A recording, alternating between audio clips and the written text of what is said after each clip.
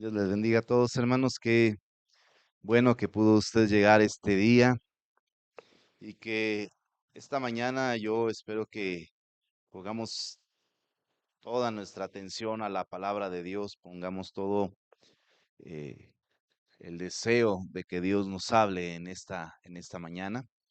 No sé, ¿van a salir los niños o van a? Sí, pues vamos a invitar a los pequeñitos para que ellos salgan a su clase y mientras nosotros vamos preparando nuestras Biblias, la primera carta del apóstol Juan en el capítulo 5,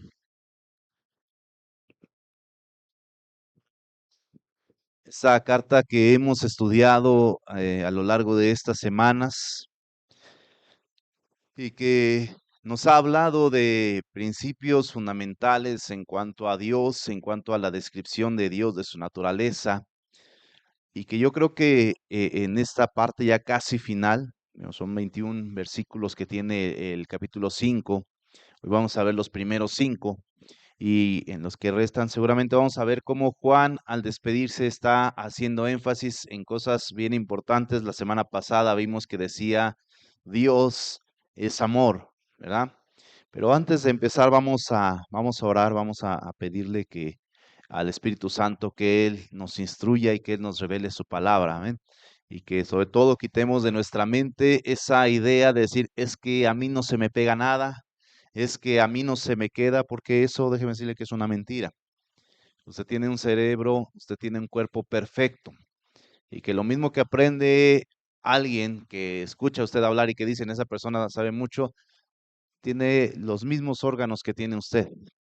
Así es que usted es capaz de poder recibir la palabra de Dios, porque además esto viene del Espíritu Santo. Amén. Padre, gracias te damos porque esta mañana, Señor, tú nos has traído, Señor.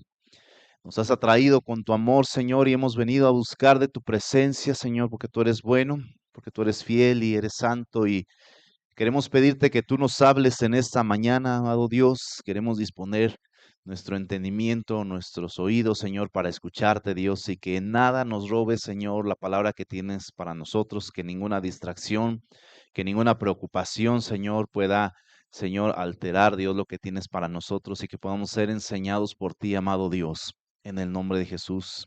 Amén. Vamos a Primera de Juan, capítulo 5, los primeros versículos. Dice, vamos a leer primero el verso 1 y el verso 2. Dice, todo aquel que cree en Jesús, que cree que Jesús es el Cristo, es nacido de Dios, y todo aquel que ama al que engendró, ama también al que ha sido engendrado por él. En esto conocemos que amamos a los hijos de Dios cuando amamos a Dios y guardamos sus mandamientos. Ujú.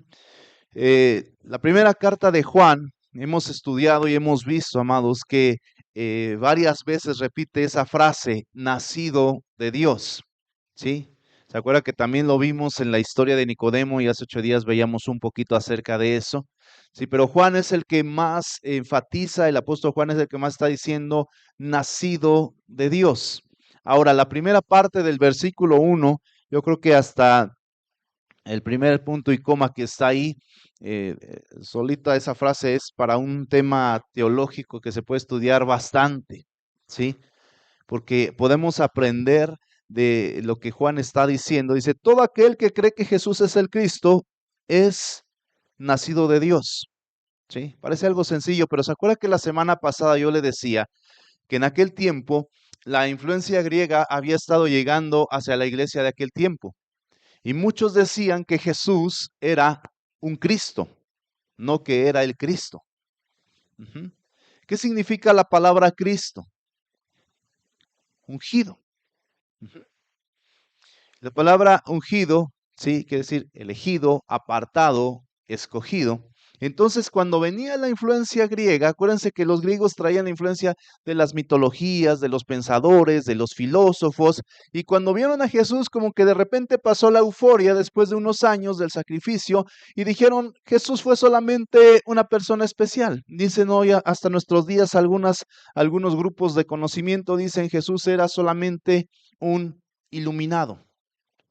Sabe que, por ejemplo, cuando usted llega por ejemplo, al aeropuerto de Tel Aviv o Jerusalén, en algún lugar de ahí en Israel, a los visitantes extranjeros, les ponen en sus manos ahí pues la agencia de turismo, la Secretaría de Turismo, no sé cómo se llame allá, le ponen en sus manos un folleto con los personajes judíos más destacados de la historia.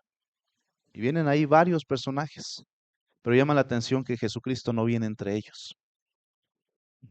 Vienen varios que han ganado premios Nobel, vienen investigadores, vienen científicos, vienen gente de la literatura, pero Jesucristo no aparece entre los hombres más importantes de la cultura judía. ¿Sí? Y eso se viene desde estos tiempos. Por eso Juan está diciendo, el que cree que Jesús es el Cristo, entonces por consecuencia, dice, esto es el creer en que Cristo es, en que Jesús es el Cristo, dice, es consecuencia de haber nacido de nuevo. Esta semana que yo estuve estudiando un poquito de esto, déjeme decirle, el cerebro me estaba haciendo cortocircuito por entender esta frase nada más. Y yo estaba pensando y diciendo, Señor, ¿cómo voy a hablarlo? ¿Cómo voy a explicar de manera que no me enrede porque yo mismo estoy enredado? Porque le voy a decir cómo creíamos o cómo creemos nosotros en este principio. Se ha escuchado que usted dice, si crees en Jesús, dice, hay varias promesas. Por ejemplo, una de ellas, serás salvo tú y tu casa. ¿Sí? Si tú crees en Jesús y tú recibes a Jesús, entonces te constituyes hijos de Dios. ¿Recuerda que Juan también dijo? ¿Sí? Que a los que dice, a todos los que creen, a todos los que le recibieron, les dio potestad de ser hechos hijos de Dios. Y uno tiene el concepto, incluso se acuerda que antes, bueno, cuando invitábamos a una persona a conocer de Cristo y le guiamos en una oración de fe, como antes lo hacíamos, y decíamos, pasa al frente, incluso en algunas ocasiones, y recibe a Jesús como tu Salvador, a veces le decíamos a la gente, esta oración la tienes que hacer, pero con mucha fe. Yo le pregunto, ¿quién de ustedes cuando conoció a Jesús tenía fe?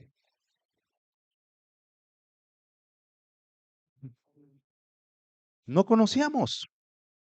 No podemos tener fe en algo que no hemos experimentado. Ujú. Y esto es lo que a mí me estaba causando ahí en la mente diciendo, Señor, ¿cómo entender esta parte? ¿Cómo entender este versículo? Porque nosotros pensamos que es primero tener fe para después conocer a Dios. Y lo que Juan nos está enseñando dice, si conoces a Jesús o tienes fe en Jesús, es porque primero naciste de nuevo. Ujú. Así es el principio como Dios lo marca, amado. Cuando yo conocí a Jesús la primera vez, yo fui de los que pasaron obviamente con esa oración y yo le voy a ser sincero. Mi experiencia con Jesús aquella ocasión fue netamente sentimental, emocional. Cuando llamaron al frente y dijeron, todos los que quieran conocer a Jesús, era la primera vez que yo entraba a una iglesia y pasé y alguien se acercó a mí, me tomó del hombro y me dijo, vas a repetir conmigo esto. Yo hice la oración, jamás había escuchado. Me acuerdo que una ocasión, y cuando yo hacía eso, una mujer me dijo, espéreme, va muy rápido en su oración y la quiero ir apuntando porque la quiero decir todos los días. Dice, esa oración es tan bonita, se siente tan bonito que quiero repetirla todos los días. Le dije, estamos orando, no estamos rezando, que es muy diferente. Dije, ¿y esto qué va a hacer? Lo va a hacer una sola vez en su vida y debe de marcar un parteaguas, si no, no funciona. Y así fue conmigo. De hecho, alguien que iba conmigo en aquella ocasión me dice una vez, dice, fui a una iglesia y dice, ¿y qué crees? Hicieron un llamado para recibir a Cristo y yo pasé y le dije, ¿por qué pasaste si ya habíamos pasado una vez? Y me dijo, ¿cuándo? Y ya retomamos esto y me dijo, entonces eso era lo mismo. Y yo, sí, porque a veces, amado, cuando conocemos a Dios por primera vez, no entendemos muchas cosas, porque no hay fe. Hoy mucha gente vive frustrada en el cristianismo porque piensa que Dios no le responde, porque piensa que Dios no le escucha, porque dice, me falta fe. ¿Le ha pasado que alguien llega con usted y le dice, hermano, ore por mí? A usted que Dios sí lo escucha. Pensamos que la oración del pastor tiene más fuerza que la de nosotros. Una vez estaba yo predicando en un evento en Oaxaca y de repente me llama un pastor que estaba ahí y yo lo vi con una cara así medio molesta, estábamos muy cansados, ya habíamos predicado pues, cada uno de nosotros todo el día y ya nos íbamos a ir a descansar. Nos habían invitado a cenar tlayudas, entonces pues yo fui el que cerró en la noche. Dije, la administración va a ser corta y las tlayudas son largas, entonces vamos a salir rápido. Pero me llama el pastor y me dice, vente, vamos a orar por una hermana que dice que trae una mujer endemoniada. Ya estaba yo, no la vi tan endemoniada, ¿verdad? Y me dice, rodéenla todos. Yo no sé por qué le hacían caso, pero ahí estamos rodeando, le hacíamos caso. Y dice la mujer, antes que se pongan a orar, empezó uno por uno, usted es pastor. Y dijo, porque quiero que oren por ella nada más, puros pastores. Y yo voy al pastor y me dice, vamos a orar, ya. Oramos. Y cuando ya nos fuimos a cenar, me dice, me agarró de la mano y me dice, pues ese tipo de personas a veces no vale la pena tener alguna confrontación o una discusión. Pero son personas que piensan que la oración de ciertas personas tienen más poder que las de otros. Y hoy así vive mucha gente, hermanos. No buscan a Dios, no reúnen a su familia en sus casas, no hablan de temas de Dios en sus casas porque piensan que no van a ser efectivos. Mandamos a nuestros hijos a todos los congresos que existen y digo, para mí no es malo porque Dios me habló, al menos si yo estoy aquí, de verdad, es porque Dios me habló muchas veces en esos lugares. Y no está mal. Pero lo que está mal es pensar que porque mandemos a nuestros hijos van a llegar cambiados. Está mal pensar que porque tenemos toda la colección de predicaciones de los predicadores más reconocidos, que porque tenemos una biblioteca llena de libros, nuestra casa va a ser cristiana. Y todo esto, amados, es el cambio que el cristiano da, dice aquí Juan, el que cree que Jesús es el Cristo, es porque es nacido de Dios. Dice, y todo aquel que ama al que engendró, sí, ama también al que ha sido engendrado por él. Jesús les había dicho, es necesario nacer de nuevo. Vimos la historia de Nicodemo. Ahora, ¿cómo se debe creer en Jesús? Hasta aquí muchos pueden decir, hermano, yo sí creo en Dios. Es más, todos los días al salir hago una oración en mi casa. Todos los días me levanto, pongo alabanzas. Pero ¿cómo se debe creer en Jesús? Se cree en Jesús como el Mesías, no solo como un personaje genérico. Hay gente que usted le pregunta en la iglesia, ¿quién es Cristo? Ah, la persona más importante. Pero realmente usted vive con Jesús considerando que Él es la persona más importante. Hay gente que solamente ha aceptado a Jesús de manera intelectual. Hay gente que piensa que Jesús es un hacedor de favores. A veces hasta con irreverencia. Escuché una joven que un día dice, fui a hacer mi examen profesional y entrando ahí solamente le dije, Chuchito, ayúdame. Oiga, ¿usted cree que si conociera a Jesús como el ungido, como el Mesías, alguien le podría hablar a Jesús de esa manera? Pensamos que Dios está obligado a respondernos como a nosotros nos da la gana. Hermano, yo estoy esperando un milagro y como que Dios ya se tardó. Hay que saber, amado, manifestar nuestra fe en Jesucristo, entendiendo que Él es el Mesías y no es un personaje más de la cultura cristiana. Santiago 2:19, acompáñame, es un versículo muy conocido, muchos lo sabemos de memoria. Santiago 2:19 dice, ¿tú crees que Dios es uno? Bien haces. También los demonios creen y tiemblan. O sea, si usted cree en Dios nada más al nivel de persona, usted está al nivel de los demonios. ¿Sí?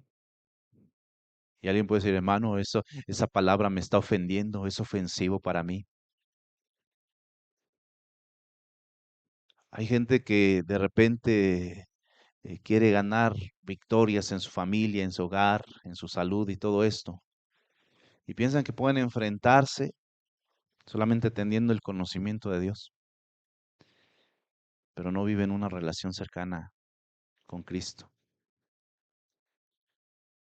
La nueva era hoy en nuestros días está difundiendo que un Cristo o un ungido puede ser cualquier persona.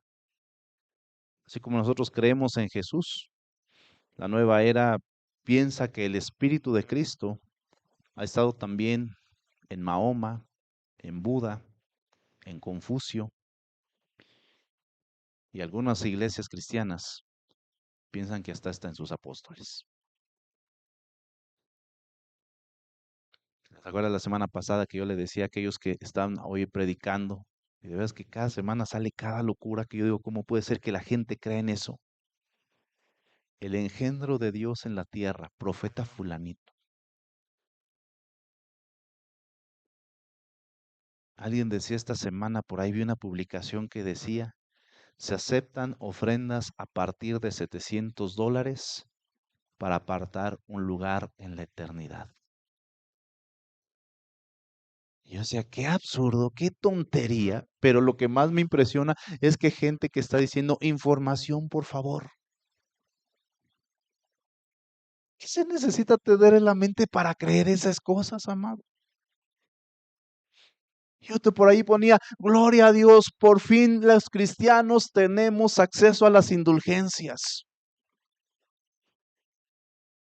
O sea, yo sé que los cristianos, usted que ha escudriñado, que usted que conoce la Biblia, hasta da coraje.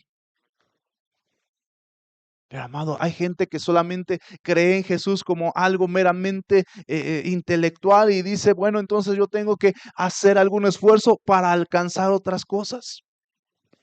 Yo le pregunto, amado, ¿la religión es buena?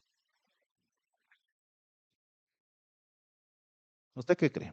A lo mejor es una pregunta que no nos hemos hecho, pero a veces la gente que sabe que somos cristianos dice, es que ese que es bien religioso, porque hoy la gente confunde, ¿sí?, fe con religión.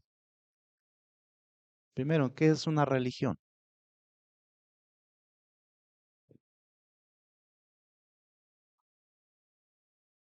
Ujú.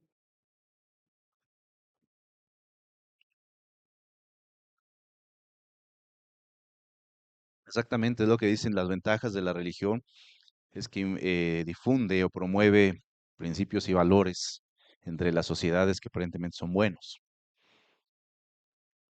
Pues vaya, encaminada a las costumbres y las tradiciones, ¿no?, que son como parte de esa transculturación para que la gente pueda tener principios y valores. Ahora, Cristo nos habrá enseñado el Evangelio, nos habrá enseñado su palabra para volvernos religiosos. ¿De acuerdo a la descripción que vimos ahorita? No. ¿En dónde tienen su origen algunas de estas cuestiones religiosas? Si nos remontamos a la historia, tienen su origen en la Torre de Babel.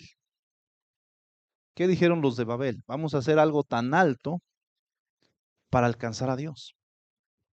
Y ese, el objetivo de las religiones es que la gente pueda alcanzar a Dios por sus propios méritos. Por eso decía Marco, en algún sentido tiene cosas buenas, pero hasta cierto punto nada más.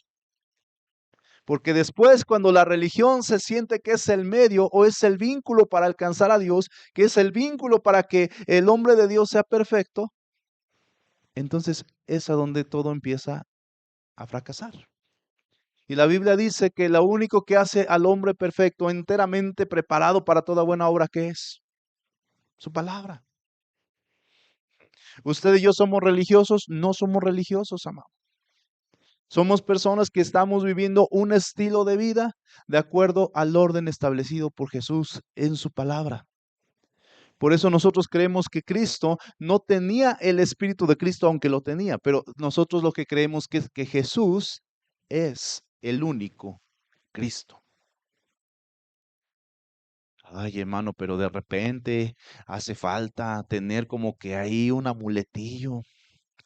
Yo digo que eso de los horóscopos no es tan malo, porque el otro día fíjese que accidentalmente me llegó a mi correo y era cierto. Porque de repente yo no sé si usted se ha dado cuenta, como que le atinan. y dice, Aries, el día de hoy tendrás un día maravilloso. Yo saliendo me encontré 100 pesos, mi horóscopo me lo dijo. Cristianos que dicen tener a Dios, conocer a Dios, pero practican yoga, tienen amuletos, pirámides en sus casas, es que es para traer las energías, amado, pero pues como ya soy cristiano, atraigo puras energías positivas. Se le va a llenar de demonios su casa, ¿no?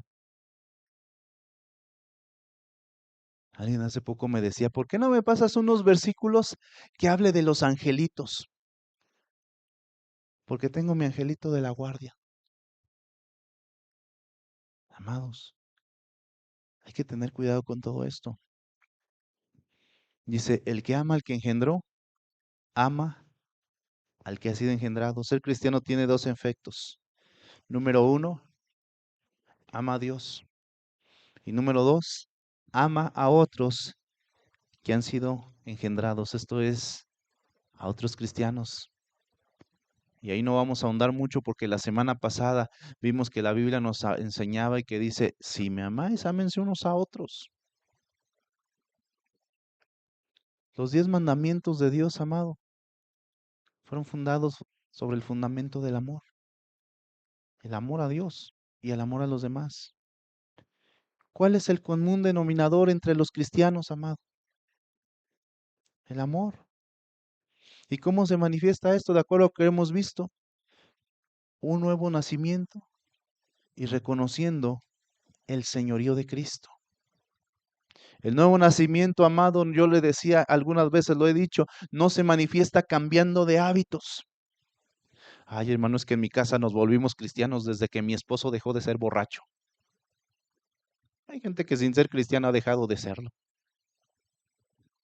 Es más, hay visto otras personas que tienen ciertas situaciones y son mejores personas que los cristianos. He visto personas que toman, que fuman, no en exceso, o sea, no en un tema de alcoholismo, pero que tienen vidas ejemplares, socialmente hablando nada más, o sea, no estoy hablando de una cuestión de fe. He visto matrimonios firmes, sólidos, y que nunca leen la Biblia. Entonces el común denominador, amado, entre nosotros los cristianos, ¿qué es lo que nos hace verdaderamente cristianos? Es haber nacido de nuevo y reconocer el señorío de Cristo. La iglesia, por ello, amado, no puede tolerar ningún tipo de división, ni por ideología, por estilos de liturgias, por dogmas o por posiciones sociales. Hace años, no sé si usted se enteró, porque fue muy cerca de aquí, una iglesia en Chalco. A mí se me hizo una locura desde que yo escuché a ese pastor decir eso. Dijo, yo voy a hacer una iglesia diferente aquí en esta región. Dijo, va a ser una iglesia para puros profesionistas, porque voy a hablar de temas muy profundos de la palabra. Entonces necesitan ser gente que intelectualmente pueda entender y me pueda escuchar. Y cuando yo le hablaba, decía, este ni hablar español sabe bien, porque aparte era extranjero. ¿Sabe qué pasó con esa iglesia? Nunca prosperó. Aparte yo sentía que era una ofensa hacia el cristianismo, sentir que podemos dividir a la gente. A ver, hermanos, los de la mañana son los más guapos, pero los de la tarde son los santos. No, pues todos van a venir al de la mañana, ¿verdad?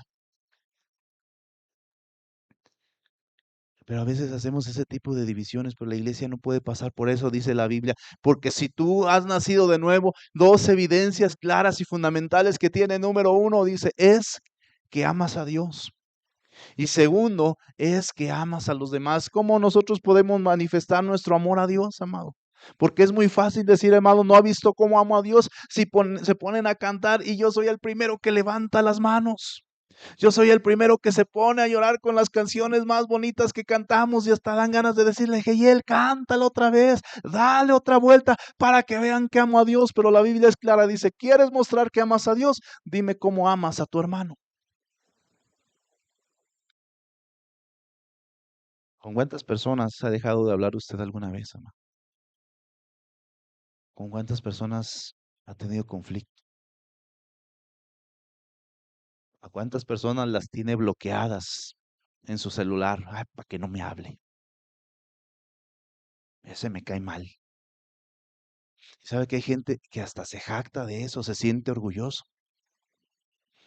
Quienes convivimos, obviamente, por cuestiones de trabajo con gente que no es cristiana, hasta se jacta porque hay una compañera que a mí me dice, y a mí que no me hagan eso, porque ya saben que el día que yo me enojo con alguien, le hago la vida de cuadritos. Yo así soy. Así me enseñaron en mi casa. Y este día, estos días tuve un conflicto con una persona y me dice, híjole, no viste lo que pasó en la mañana. Le dije, no, ¿qué pasó? Dice, me peleé con fulanita. Y le dije, ¿por qué se pelearon? ¿Por qué se enojaron? Ah, no, pues porque me quiso decir y yo no me dejé. Yo ya les había dicho a todos que yo no me sé dejar. Y ya no le hablo. Dice, antes de que tú llegaras a trabajar, ya habíamos pasado también como un año que no nos hablábamos, hasta que me pidió perdón. Y así va a ser ahorita, vas a ver. Y hay hasta como cierta jactancia con eso. Con las personas que dicen, así soy y a mí nadie me la hace y el que me la hace me la paga. Pero ¿qué dice la Biblia?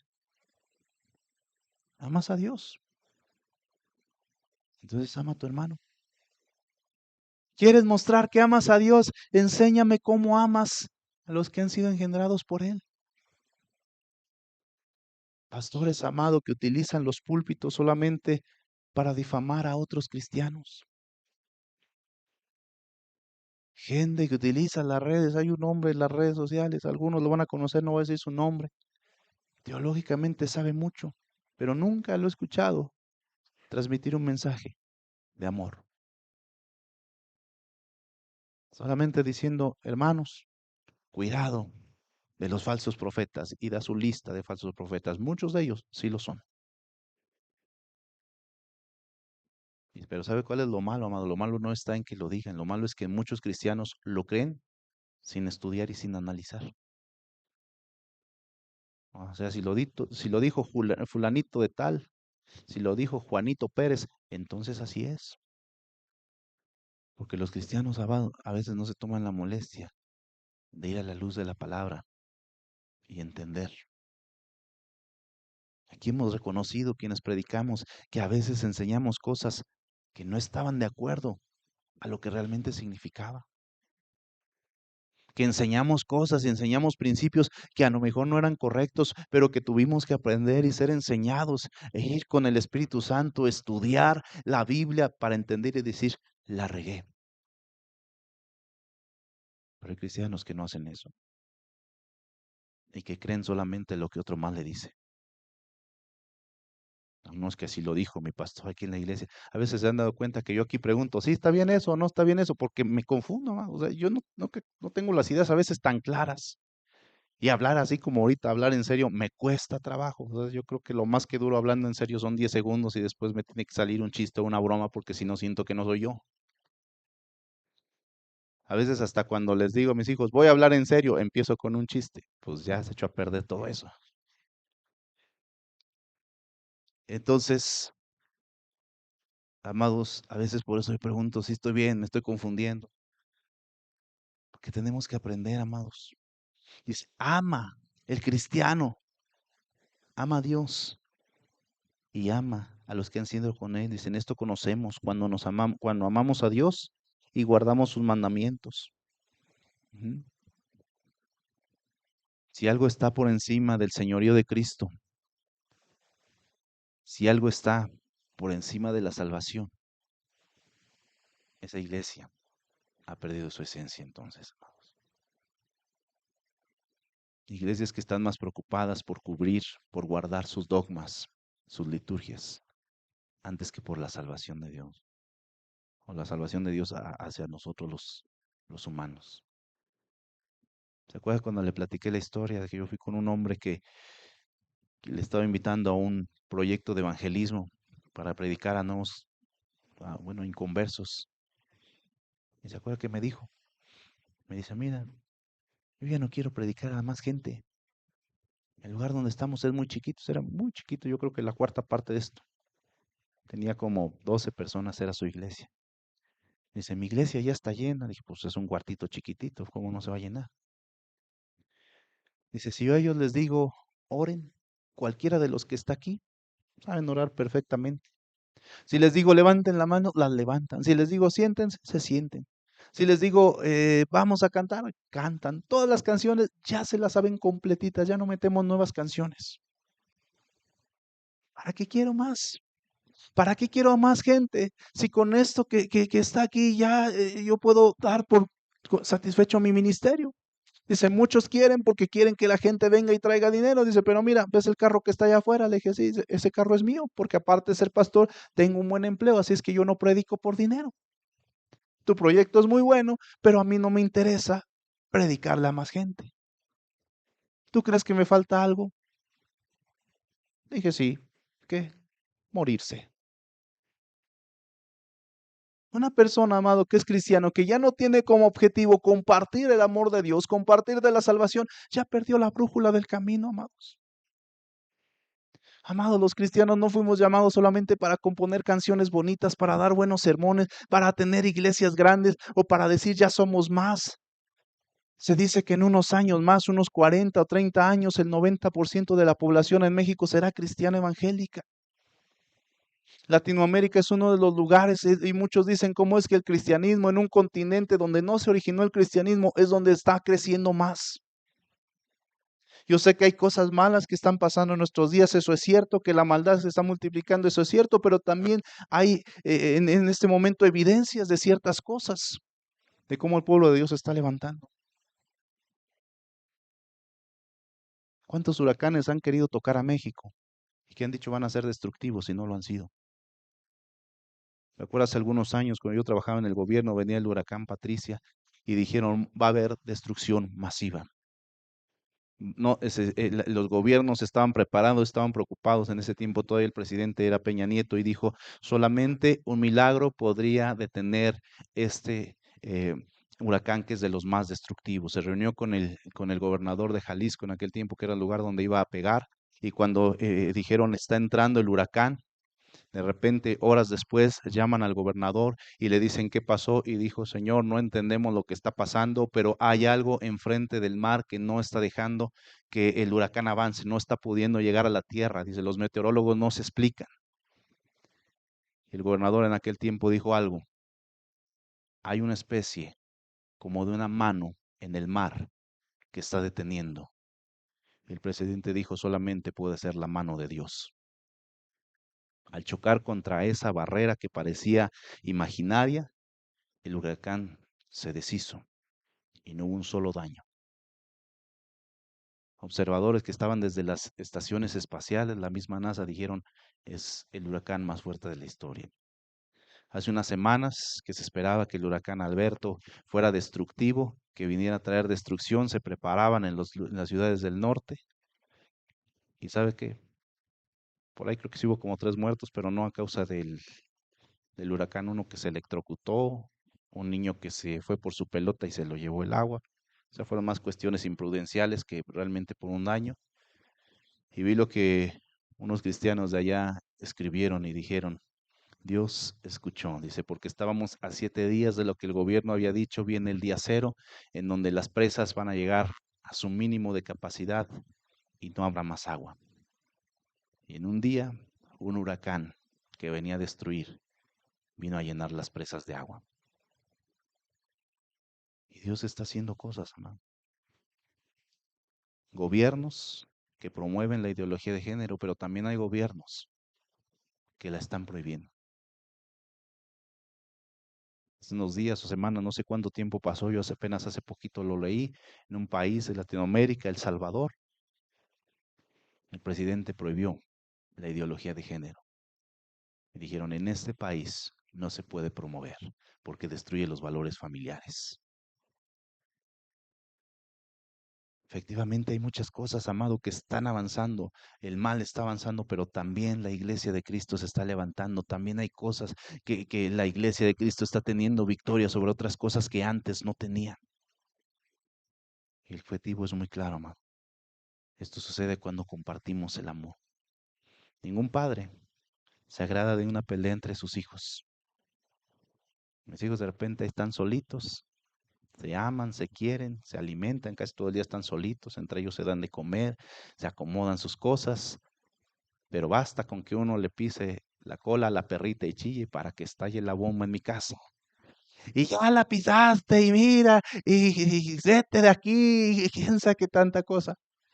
Yo nada más los oigo. Y en el momento que hacen eso, tengo que gritar y a ver, se calman todos. Es que fue Emanuel, es que fue Stacy, es que Mariel, y no, si yo estoy hasta acá. Y uno como papá inmediatamente trata de poner orden. Yo me pregunto, amado, si la iglesia de verdad escuchara la voz de Dios, ¿qué estaría diciendo con respecto a la iglesia?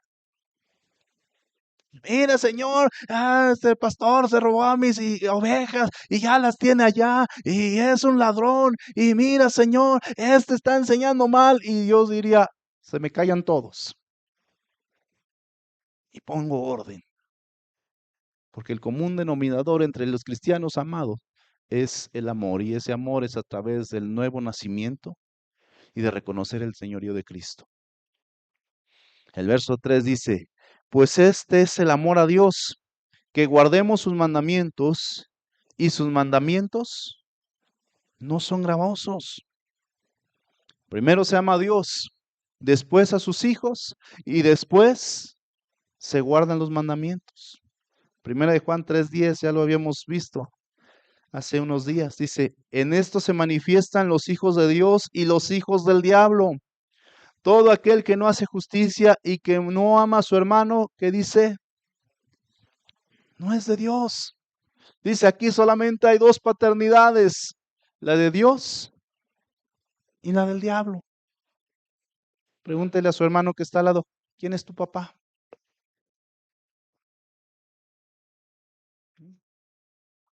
Dice, en esto se manifiestan los hijos de Dios y los hijos del diablo. El que no hace justicia y que no ama a su hermano, entonces no es de Dios. Miren nomás, ¿a quién se le ocurrió que con estas palabras tan fuertes a Juan le dijeran el discípulo del amor? ¿Se da cuenta cómo desde la semana pasada nosotros veíamos y decíamos, el amor no es ese amor que nos vendieron las películas y la televisión, que amor es aquel que te hace sentir bonito, ese amor meritorio, ese amor que dice, ay, pero es que siempre me da un regalo. Teníamos un compañero ahí en el trabajo que se hizo novio de otra compañera ahí cuando trabajaba en el gobierno. Y decía su secretaria, dice, es que este muchacho, dice, este Lalito, todos los días llega con su novia y todos los días le trae algo. Si no le trae unos chocolates, le trae una rosita, y si no le trae un peluche, todos los días, dice, sabemos que cuando él viene, le deja algo en su escritorio. Y un día, a mi amigo Lalito, se le ocurrió no llevar nada. ¿Sabe qué le pasó ese día? Ya ni siquiera lo dejaron entrar a la oficina. Entró y le dijo, hola, hola, mi amor, ¿cómo estás? ¿Qué me trajiste? ¿Qué crees? Que hoy se me hizo tarde, no te traje nada. Ah, dice, pero nos vemos a la salida. No, hoy no puedo. Hoy necesito hacer otras cosas. Hoy no pases por mí. Tengo mucho trabajo. Y le cerraron la puerta. Nosotros nos dábamos cuenta cómo lo trataba, cómo esta chica, pues hasta cierto punto lo humillaba. Y nosotros decíamos, y este muchacho no entiende, y ahí anda, mañana te traigo dos. Todavía mientras le iba cerrando la puerta, mañana te traigo doble. Y pum, le cierran la puerta. Un día se casaron. Nos invitaron a su boda. Muchacho se esforzó, trabajó, le construyó una casa muy bonita a su esposa y después de que terminó la casa le dijo, ¿qué crees? Se me acabó el amor por ti. Ya no puedo vivir contigo. En el corazón no se manda y la verdad, yo no te amo. Así es que saca tus cosas y te vas. Y mi amigo le dijo, oye, pero ¿y la casa que construimos y todo? Ah, dice, pues esa la hiciste, pero la hiciste en el terreno de mi mamá. Si algo te sirve, pues despégalo y te lo llevas. Qué bonita historia de amor, ¿verdad? Pero así es el amor del mundo, amor. Dice, en esto se manifiesta el amor. Dicen algunos consejeros que les dan a lo mejor aquí en las reuniones de matrimonios que han habido, hablan de estos temas. Dice que la mejor manera de amar a un hijo es cuando los cónyuges se manifiestan amor unos con otros. Dice, si un hijo ve cómo Un esposo ama a su esposa y una esposa ama a su esposo, entonces los hijos se sentirán amados. Pero cuando ven que hay una mala relación entre ellos, ni siquiera el amor de padres podrán recibir. Y hoy cuántas personas, amados, dicen, no, pues es que yo tuve que alejarme un poquito de mi esposo porque ahora me dediqué a mis hijos. Dice la Biblia, si amamos, guardamos sus mandamientos. ¿Y cómo dice la Biblia que son los mandamientos de Dios, amado? No son gravosos. Debemos de cuidar, amados, como cristianos, nuestro testimonio. ¿Ha escuchado la gente que dice, a mí no me importa lo que piensen de mí? Lo importante es que yo me sienta bien. Usted debe de entender algo, amado. Usted es parte de una familia, es parte de un cuerpo. Y cuando usted peca deliberadamente, cuando usted falla deliberadamente, sabe que se lastima, pero también lastima a los demás porque son parte de su familia. Entonces no es cierto que no debe de importarnos lo que piensen los demás, porque la Biblia además dice que nosotros somos la luz del mundo. Y la Biblia nos habla que nosotros somos el reflejo del amor de Dios. Entonces, si la gente está viendo que las cosas que nosotros hacemos están mal, obviamente estamos lastimando. Vamos a ver qué dice Juan 1:6.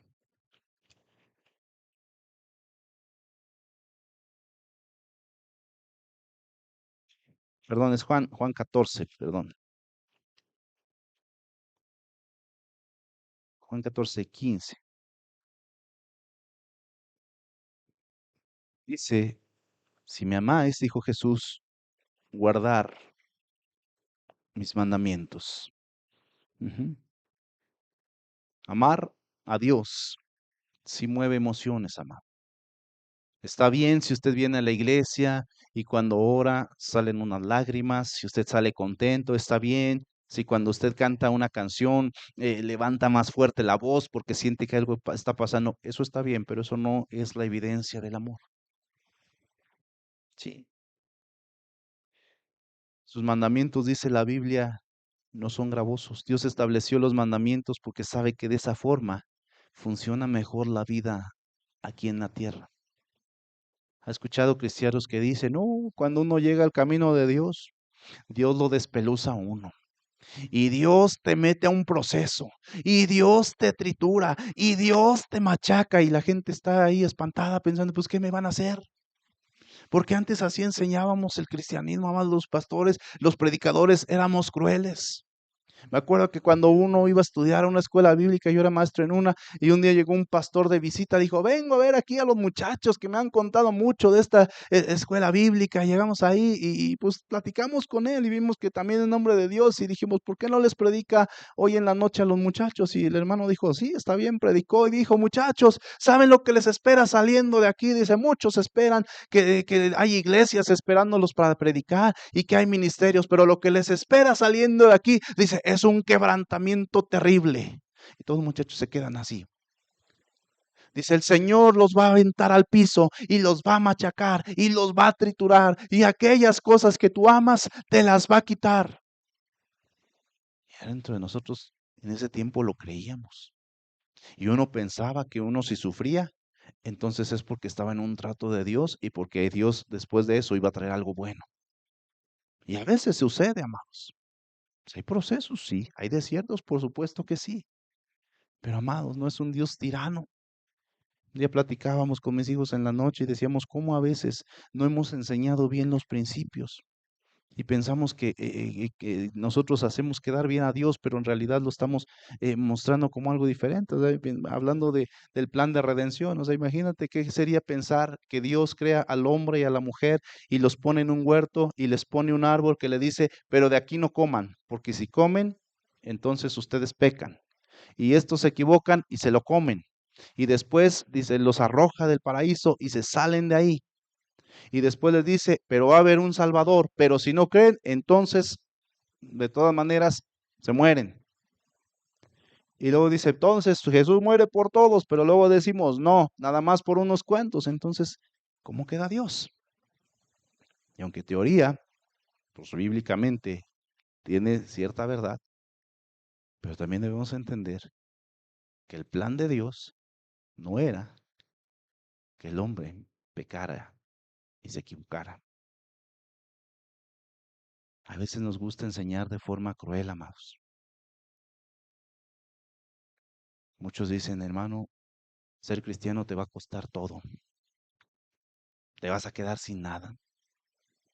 Pero ¿qué dice la Biblia? Mis mandamientos no son gravosos. A la gente que le cuesta trabajo obedecer los mandamientos de Dios y que dice, ay, yo quisiera hacer esto, pero no más porque soy cristiano ya no lo hago. Es que en realidad no lo amo. Ese hermano me hizo enojar y tengo 2 o 3, 4 cosas que decirle, pero me aguanto nomás porque son cristianos. No, si usted ya las generó en su corazón, usted no es cristiano.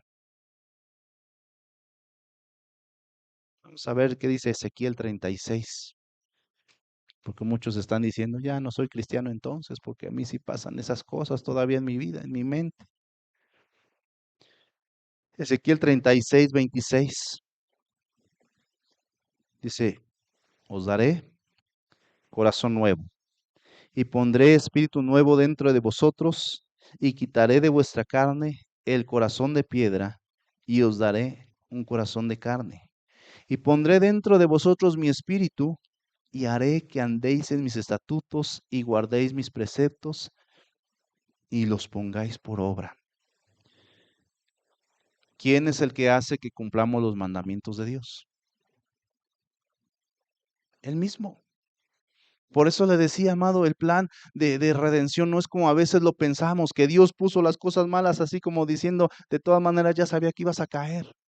Él está diciendo, sí habrá muchas cosas que estarán enfrente de ti que serán atractivas, sí habrá muchas cosas que estarán ahí y que te querrán hacer caer, pero tú tendrás un corazón diferente, tendrás un corazón de carne y un espíritu nuevo que cuando tú veas todas esas cosas, dice, tú no querrás pecar y tú no querrás fallar. Dios no fue un Dios tirano, amado, al mandarnos a este mundo. Dice por ahí una frase en el mundo, dice, esta vida es tan mala que nadie sale vivo de ella. Y aunque eso es cierto, pero dice que para los hijos de Dios, para aquellos que hemos experimentado ese nuevo nacimiento, dice Dios, no te preocupes, no te presiones tanto en si estoy cumpliendo o no estoy cumpliendo, porque el que hace que cumpla sus preceptos es el mismo. Es el que pone, dice, un espíritu dentro de vosotros que hace que andemos en sus estatutos, que guardemos sus preceptos y los pongamos por obra. Si usted ha nacido de nuevo, amado, si usted tiene ese nuevo nacimiento de Dios, no se preocupe. El Espíritu de Dios está haciendo una obra en usted que hace que cada vez usted pueda cumplir más los mandamientos de Dios. Y como yo le decía la semana pasada, no tenga duda de que la salvación está en usted, que usted ha sido salvo, porque la salvación no depende de nuestros méritos, depende únicamente de los méritos de Cristo. Vamos más adelante. Primera de Juan 1:8. Y es que los mandamientos, amados, no tienen que ser sustituidos por reglas religiosas ni por tradiciones. Dice Juan 1:8, si decimos que no tenemos pecado, ¿se acuerda que ya lo estudiamos? Dice, nos engañamos a nosotros mismos y la verdad no está en nosotros. Si confesamos nuestros pecados, Él es fiel y justo para perdonar nuestros pecados y limpiarnos de toda maldad. Ahora, ¿esta palabra se aplicará para todos o nada más para los que han nacido de nuevo? Acuérdese que Juan está hablando a los de la iglesia. ¿Sí? Una persona que usted puede salir a la calle y decirle, mira, Dios te va a dar una nueva vida, un nuevo nacimiento. Si no lo acepta y si solamente quiere el perdón, ¿sabe qué va a suceder? Va a volver a pecar. ¿Se acuerda el pasaje que dice? Como dice que el cerdo limpio se vuelve a ensuciar y que el perro vuelve a su vómito. ¿A quién se está refiriendo? A aquellos que no han nacido de nuevo. Pero hay cristianos que se martirizan y que se victimizan a sí mismos y que llegan los domingos diciendo, Señor, soy como ese perro que se comió su vómito porque ya volví a pecar y soy como la puerca recién lavada que ya se volvió a revolcar. La Biblia dice muy clara, si decimos que no pecamos, dice, entonces mentimos, porque sí pecamos. Pero tenemos una ventaja, dice que si confesamos nuestros pecados, Él es fiel y justo para perdonar nuestros pecados y limpiarnos de toda maldad. ¿Cuál es la diferencia entonces, amado? Hay una diferencia entre caer en pecado y practicar el pecado. ¿Quién es aquel que practica el pecado? Aquel que constantemente, deliberadamente lo está haciendo. Si usted sabe que vive mal, si usted tiene situaciones que están viviendo de manera errónea y no las cambia, usted está practicando el pecado.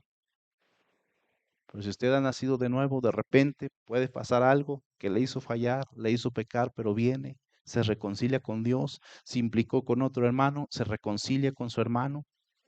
Si se equivocó con sus hijos, se reconcilia con sus hijos. Si se equivocó con sus padres, se reconcilia y trata de no volver a pecar.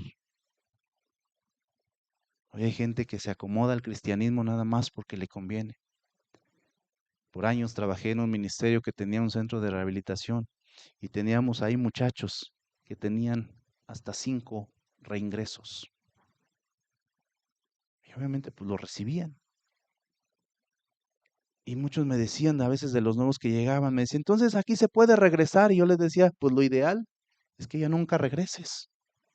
Porque si no quiere decir que nunca has nacido de nuevo. O sea, vengo, me siento bien. Cuando estaban ahí, obviamente no tomaban, no fumaban, no se drogaban, no hacían nada. Cantaban, saltaban, gritaban. Si salíamos a predicar, iban a predicar. Si viajábamos, iban con nosotros y hacían actividades que les ponían, poner sillas, limpiar iglesias, pintar, cosas así. Y lo hacían con una excelencia extraordinaria. Pero bastaban 2 semanas con salir a la calle solos, que a las 2 semanas llegaban y decían, pastor, ya volví a caer. Unos ya nada más llegaban y aventaban su maleta al piso y decían, pastor, ¿sigue libre mi cama o agarro otra? Y ya se metían. Y cuando me preguntó, dice, ¿por qué les pasa esto? Le dije, porque no han nacido de nuevo. Porque viven el cristianismo solamente por un estado de conveniencia. Me conviene ser cristiano porque me hace buena gente. Un hombre un día me decía, hermano, nosotros estamos bien contentos de ir a la iglesia. Y le dije, sí, dices que yo ya le dije a mi esposa, mira, le hace bien a los muchachos, de eso que anden en las fiestas, que anden en los bailes. Aquí se van que al campamento, se van que al concierto, regresan bien, regresan sobrios, regresan muy bien. La verdad, dice, yo hasta veo un cambio en ellos. Y le dice, sí, dice, también mi esposa ha cambiado, antes era gruñona, enojona, ya se le quitó, qué bonito es venir a la iglesia. Y yo, ¿sabe qué estaba pensando dentro de mí? Dije, este no ha nacido de nuevo. Porque se queda con que me conviene ser cristiano porque mi familia se hace bonita. Pero ser cristiano va más allá de todo eso, amados. Eso, con consecuencias, sí, va a venir y los cristianos aquí son buena gente y le saludan. Y si le dicen, hermano, párese y vaya a saludar a otros, se paran y lo saludan y le dan una sonrisa. Y seguramente si alguien escucha aquí mensajes y todo eso y los pone por práctica, le va a ir bien. Pero la Biblia enseña que eso es más allá que todo esto, amado. Se debe de haber un nuevo nacimiento. La gente en la iglesia debe sentir que es fácil vivir la vida cristiana. ¿Qué dice Mateo 23:4? Este versículo me lo enseñaron en la escuelita bíblica. Hicimos una tortuguita y le pusimos ese versículo, por eso me acuerdo. ¿Quién iba a pensar que esa tortuguita un día me iba a ayudar para predicar? Dice, porque atan pesadas cargas difíciles de llevar y la ponen sobre los hombros, pero ellos ni con un dedo quieren moverlas. Antes todas sus obras, dice, antes hacen todas sus obras para que sean vistos por los hombres, pues, pues ensanchan sus filacterías y extienden los flecos de sus mantos. Hay gente que se dedica a eso, ¿no? Que se dedica a poner cargas pesadas, a poner liturgias que no son realmente de Dios. Jesús dijo, mi yugo es fácil y ligera mi carga. ¿Sabe qué sucedió en la religión popular cuando llegó aquí a México? ¿Por qué mucha gente la recibió y por qué mucha gente hasta nuestros días se niega a cambiar de la fe popular a la fe cristiana? Porque viven bajo la condenación de que si dejan sus tradiciones, les va a ir mal en la vida. Porque un día fuimos a predicarle a una casa de unos hermanos que estaban recién convertidos y veíamos que les gustaba y que iban, pero cuando llegábamos veíamos su altar, que todavía lo tenían ahí. Respetábamos y no decíamos nada, pero llegó el momento de que ya habíamos tiempo y le dijimos, hermana, usted ya escuchó acerca de la idolatría, ¿por qué sigue teniendo ahí esos niños? Cambió su semblante inmediatamente la hermana y dijo, con mis niños no se meta. Esos están aquí desde mis abuelos. Dice, yo voy a ir a la iglesia, yo voy a estar ahí, yo no voy a faltar, pero con mis niños nadie se mete. Como nos llevábamos ya un poquito bien y le dijimos, hermana, ¿por qué le va a pasar? Dijo, ¿qué me va a pasar? Mi abuelita dijo que el que saque a esos niños de aquí se muere. ¿Ha escuchado usted hablar de Sor Juana Inés de la Cruz? Que para mí fue una persona que fue todo menos monja. Se metió a la iglesia católica, tomó los hábitos, solamente porque para las mujeres en ese tiempo había dos opciones, o casarse y llenar de hijos a un varón, o ser religiosa. Esa mujer, como era una mujer de ciencia, que estudiaba teología, que estudiaba astronomía, literatura, química, física y varias cosas, dijo, si me caso, todo eso se acaba. Y tomó los hábitos y tuvo problemas con los sacerdotes de aquel tiempo. No voy a hablar y decir que fue cristiana porque no hay evidencia de que haya sido así. Pero coincido con algunos historiadores que dijeron ella solamente tomó los hábitos para escapar del matrimonio forzado. Pero enseñó muchas cosas que se apegaban al orden bíblico. Estudió mucho, lo mismo que sucedió con Isaac Newton. Isaac Newton fue un hombre que utilizaba la ciencia para entender la Biblia. Y que hoy el 70% de la física cuántica se le debe a Isaac Newton, pero cuando él descubría algo decía, yo no busco eso, yo busco entender la Biblia a través de la ciencia. Y él buscaba, a través de fórmulas matemáticas, poder entender e interpretar la fecha de la segunda venida de Cristo para que la gente estuviera lista. Por ahí lo calculaba. Pero un día cuando él se da cuenta que no puede entender, dice, me doy cuenta que no puedo entender a Dios, así es que dejo todo esto, dejo la ciencia y voy a dedicar el resto de mi vida solamente para estudiar su palabra. Y así terminó este hombre. Y lo mismo yo siento que era con Sor Juana, pero Sor Juana, ¿por qué le hablo de ella? Porque cuando ella se fue a la primera orden, creo que fue carmelita, en la primera orden de las carmelitas, esta mujer no aguantó. Literalmente la sacaron casi muerta cuando la fueron a dejar ahí y toma los hábitos. La llaman y dicen, hay dos opciones, o la dejan aquí hasta que se muera o la van a traer. Y va su familia, ella renuncia y dice, no puedo ya no puedo estar aquí. La sacaron casi muerta porque físicamente era inhumano lo que les hacían pasar en esos lugares. Ayunos forzados, flagelaciones, maltratos porque le decían, así agradas a Dios. El rosario que hoy conocemos que se utiliza en aquel lugar es un recorte, pero mínimo, de lo que realmente era un rosario. Creo que el rosario se componía algo así como de 50 misterios.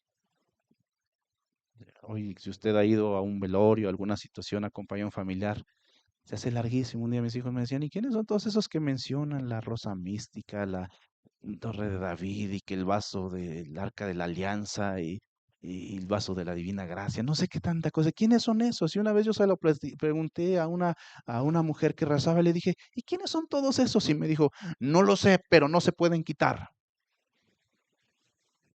Le dije, pero ¿por qué le dices que Torre de David ruega por él? ¿Cuál es la Torre de David? Ni siquiera si es en la Biblia hay una Torre de David así establecida como diciendo, invóquenla y va a interceder. Un vaso, un arca, la puerta, algo así, ¿verdad? También me dicen ahí. Pero la gente dice, y aparte cobran por ir a hacer esas cosas. Sí, y enseñaban y decían, ¿sabe qué? Tienen que hacerse todas estas situaciones y todas esas cuestiones porque si no, no estás entonces agradando a Dios.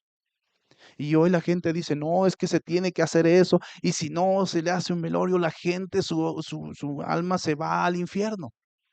Pues ¿sabes realmente por qué se hacen, por ejemplo, los rezos o los velorios? ¿De dónde se originan? O sea, ¿son bíblicos? No, son tradiciones netamente humanas. Le voy a decir qué sucedía. Los velorios se hicieron por lo siguiente. En la antigüedad, pues, sobre todo en la etapa de la Edad Media, no existían los sistemas de higiene que existen ahora. Por ejemplo, la gente no tenía sanitarios, la gente no tenía calentadores de agua, no se bañaba.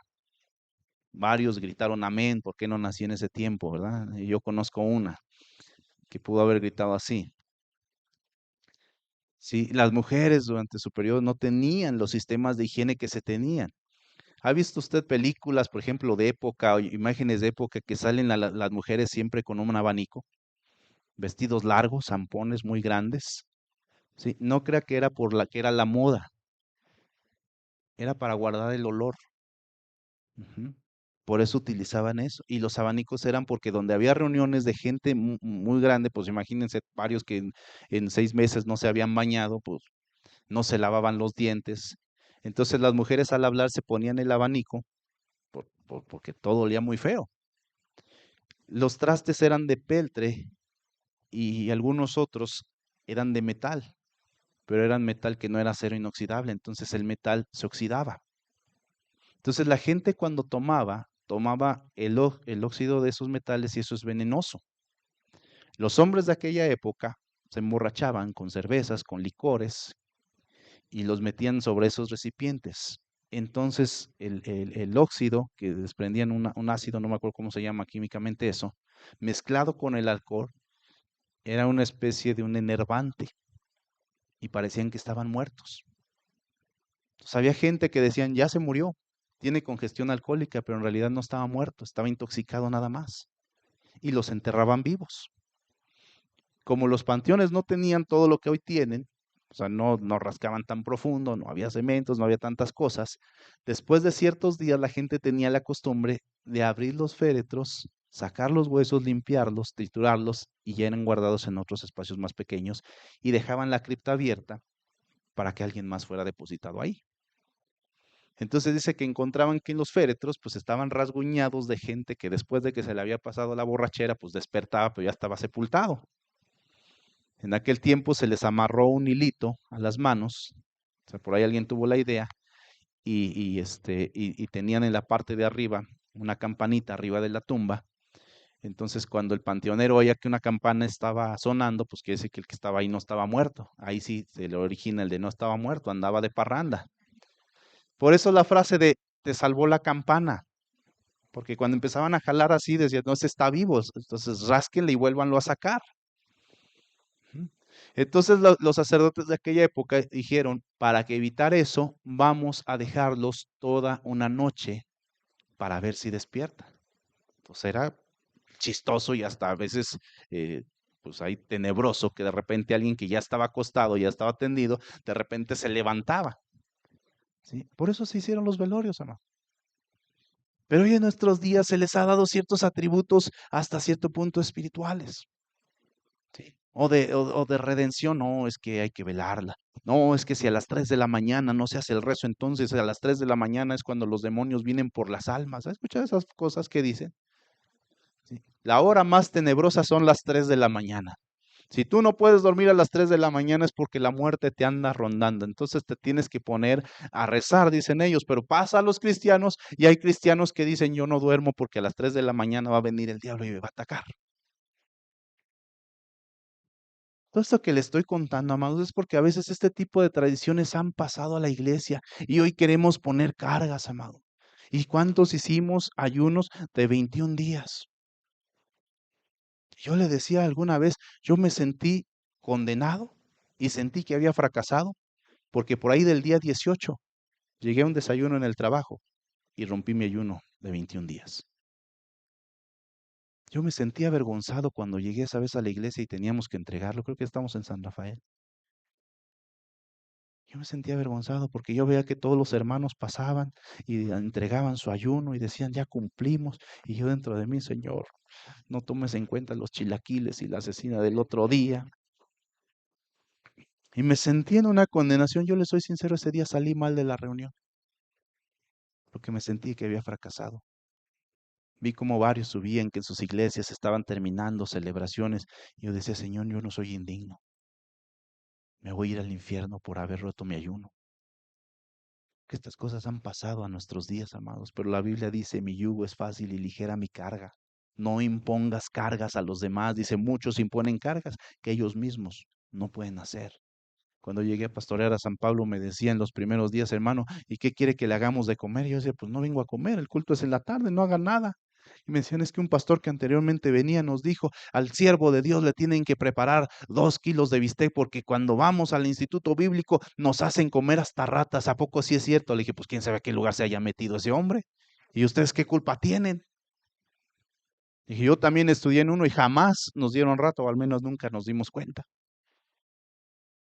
Pero a veces ponemos cargas, amado. La iglesia, la gente debe de sentir que la vida cristiana se vive de manera fácil, porque la Biblia dice, el corazón nuevo lo pone Dios, el espíritu nuevo lo pone Dios, y el que pone los mandamientos en ese corazón y en ese espíritu es el mismo Dios, y por eso dice, es posible vivir una vida en santidad. Dios no le pediría nada a usted, amado, que sabe que es imposible. Y lo último que viene ahí en Juan, dice, porque todo lo que es nacido de Dios vence al mundo. Y esta es la victoria que ha vencido al mundo, nuestra fe. ¿Quién es el que vence al mundo? Sino el que cree que Jesús es el Hijo de Dios. ¿El mundo es difícil, amado? Sí.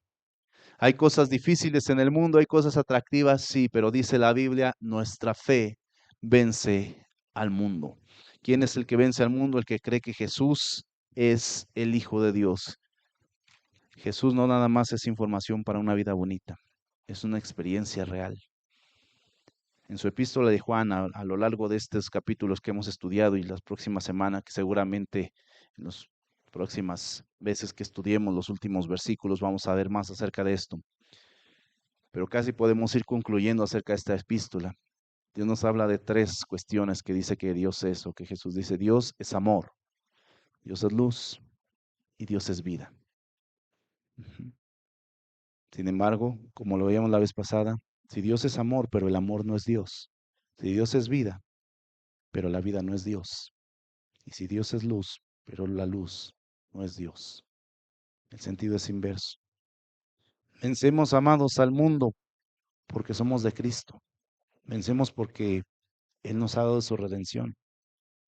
La fe en la palabra griega lo hemos estudiado en otras ocasiones que hemos hablado de la fe. Quiere decir depender, confiar y comprometerse. Y Juan mismo nos dijo en su evangelio que Jesús alguna ocasión dijo, confiad, yo he vencido al mundo. Amados, si ustedes han batallado, si ustedes son de las personas que batallan y piensan que su salvación está en duda, ustedes necesitan nacer de nuevo. Si usted piensa que porque usted nota que hay todavía detalles, situaciones que el Señor debe de cambiar, usted se siente excluido del pueblo de Dios, usted necesita nacer de nuevo. Usted necesita sentirse parte del pueblo de Dios. Usted necesita sentirse aceptado de parte de Dios. Gente que lucha con el rechazo, que se siente que Dios no lo va a escuchar porque ha fallado, porque ha pecado.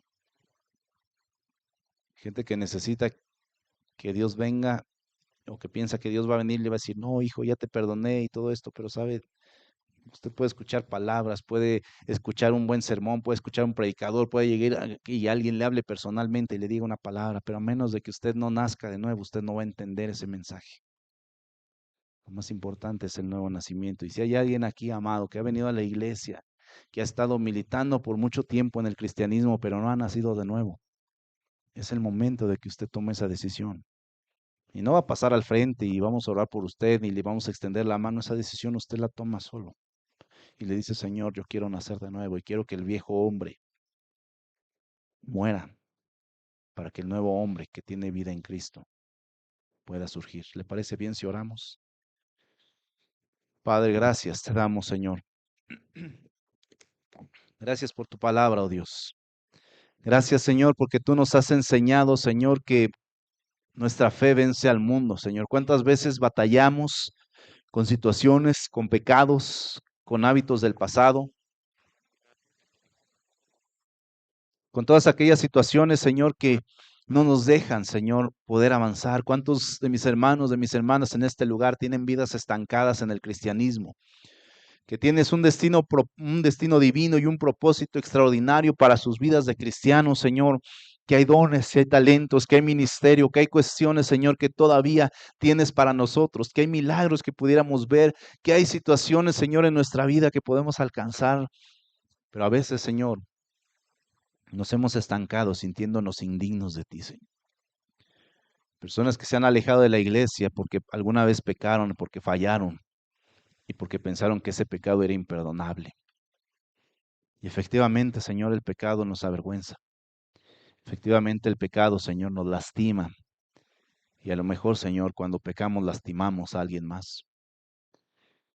¿Cuántas veces hemos decepcionado, Señor, a nuestros hermanos en la fe que hemos cometido un pecado, Señor?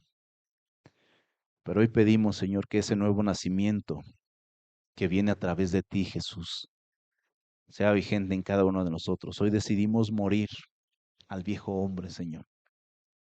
Y que tú pongas, como dice tu palabra, ese corazón de carne, ese espíritu, Señor, dentro de nosotros. Como decía el salmista, crea en mí, Señor, un corazón puro, un espíritu recto, Señor. Que aquellas situaciones, que aquellos pecados, que aquellas cuestiones, Señor, que aquellas costumbres que hoy nos están costando mucho trabajo dejar, y yo, Señor, quizás puedo sentir que hay corazones frustrados, Señor, en este lugar de hermanos que dicen, quiero dejar de hacerlo, quiero superar esto, pero no puedo, Señor, que hoy tu Espíritu Santo venga a capacitarnos para romper con todo ello, Señor. Hoy pedimos, Señor, que las cosas, Señor, pecaminosas que están todavía en nosotros, Señor, simplemente desaparezcan y que el mundo pierda su brillo ante nosotros y solamente seamos atraídos, Señor, por la cruz de Cristo. Que te podamos ver, Señor, y que podamos vivir una vida santa.